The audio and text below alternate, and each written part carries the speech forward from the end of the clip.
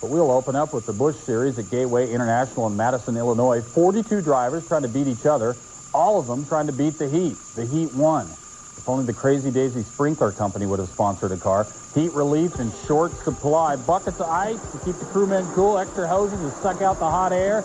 Temperature on the track estimated at roughly 8,000 degrees. Drivers found out early. Track falling apart. Stevie Reeves into the wall, turn 2. That'll be an oft-repeated phrase. Trouble behind Reeves' wreck. Randy LaJoie checks up. Dale Shaw checks up less. They smash into each other. Both would continue. Steve Park comes in with early spark plug problem. Also known as spark plug problem. Whatever I'm trying to say. The spark plugs were messed up. That's what I meant. And there's that bad track. It was messed up too, but not as much as me trying to say spark plug problem.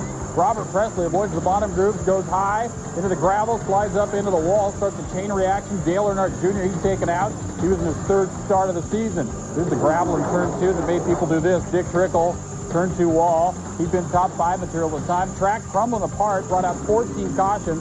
Season I in Busch Racing. 100 to go. Todd Bodine, why not? Turn 2 wall. Bodine finished 24th. Joe Nemechek tried the high groove. Nemechek started 4th, passes Elton Sawyer for the lead.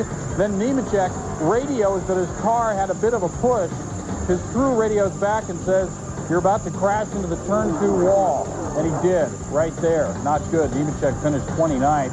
The Heat took its toll. Dale Earnhardt Jr. showed you he was out of the race. Now he's back in the race, subbing for Glenn Allen Jr., who was suffering from heat exhaustion and dehydration. Allen had to be taken off on a stretcher. Steve Park had been in 34th, but Park flying up into the lead because everybody else crashed in the turn 2 wall. More heat problem. Randy LaJoie burning tires, burned the gloves right through, and the crewmen soaking in water like mad from the Palmolive ad. 31 to go. Bobby Labonte's in the lead, but turn 2 wall. Got him again. Gobbles up another. Seconds later, Steve Park, turn 2 wall once again into the gravel, into the wall.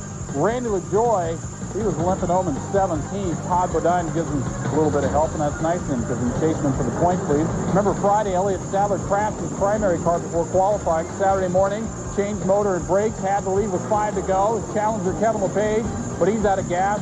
This is slightly better than smashing into turn 2 wall. Sadler avoiding the wall, getting the win, and he's the man. He's a big hero. He gets something to cool off with at least.